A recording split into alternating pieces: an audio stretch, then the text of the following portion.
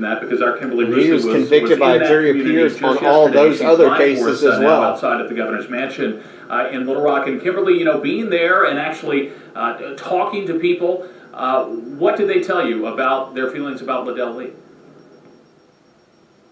Well, being here tonight with the protesters, they tell me that their feelings about Ledelle Lee's execution and all of the other executions, their feeling is the same. They don't believe that they should go through. They don't believe in having the death penalty. They want to abolish the death penalty, of course. During one of the town halls. And something interesting that happened just a moment ago that I want to mention to you, the gates here at the governor's mansion open up just around 11:40, just open up on their own, and some of the protesters started walking inside, and some personnel with the governor's security team came out and saw that the gate was open and said it was not supposed to be open at that hour and at that time, and so just about 5 minutes later it closed back. The gates closed back, but again here just a very quiet kind of somber mood as protesters pray during Ledelle Lee's execution as it's being carried out. Chris?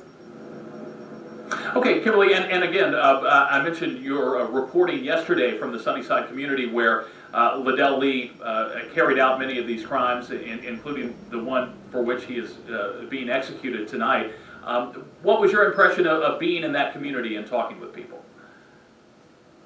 Well, in that community, it's very interesting because when we were there, we had neighbors who had not heard of the case against Ledelle Lee before and had not heard about the murder of Debra Reese in that neighborhood, and were actually very surprised and shocked to hear that years back, between 91 and 93, Lee was said to have kind of preyed on that neighborhood. Some neighbors, of course, very concerned, even though it happened years and years ago. But you can just tell that there was still an interest in that and people wanting to find out more and find out actually what happened. All right. And some it's almost midnight, but he's probably dead by now. And later found out that he was on death row, somewhat putting them at relief. But again, as I mentioned yesterday, in that Sunnyside neighborhood in Jacksonville, all of the victims where the incidents occurred, you know, all of the victims were beaten, raped, died. Debra Reese died, of course, and that's why Ledelle Lee is on death row. And all of those occurred within about a couple of miles of each other. We showed a map yesterday showing where 4 of those beatings and rapes occurred. Again, something that was very concerning to neighbors, of course, back then and even still now. So just something very interesting to note and to think about. One happening behind Jacksonville Elementary School. A woman her body was found there, an elderly woman, but she did survive the attack. But again, just something very, very interesting and noteworthy for neighbors, even who live there now. Chris?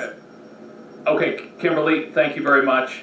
The word just coming to us now from Alicia Dover, who is inside the media room. Inmate Ledelle Lee has been put to death by lethal injection, according to the Arkansas Department of Corrections spokesman. There it is. Ledelle Lee, dead at this hour, put to death by lethal injection. According to the state, it's the first time since 2005 the state of Arkansas has carried out capital punishment, in this case against Ledelle Lee, for the 1993 murder of Debra Reese in Jacksonville. And just as the clock strikes midnight here, very, very monumental moment. Again, the first person in 12 years we put to death here in Arkansas. And again, as you just mentioned, the breaking news that Ledelle Lee is now dead.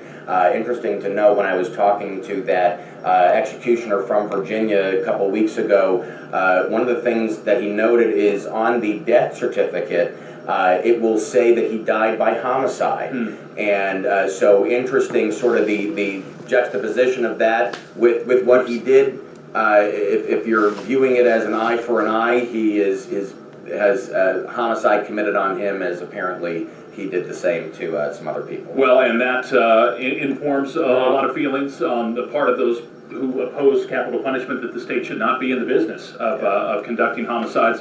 Alicia goes on to tell us that Ledelle Lee did not make a final statement, according to the ADC. He was, of course, given a chance He declined that opportunity tonight as he was put to death by the state of Arkansas, wanting to see if any new information comes up. She's being briefed right now in the media room. That's behind us right here in this building behind us.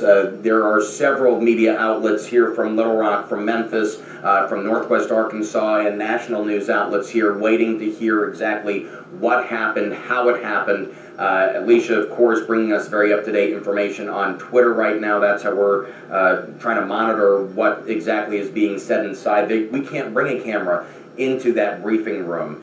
So we understand they will hold a press conference later, but the initial information about the actual death and time of death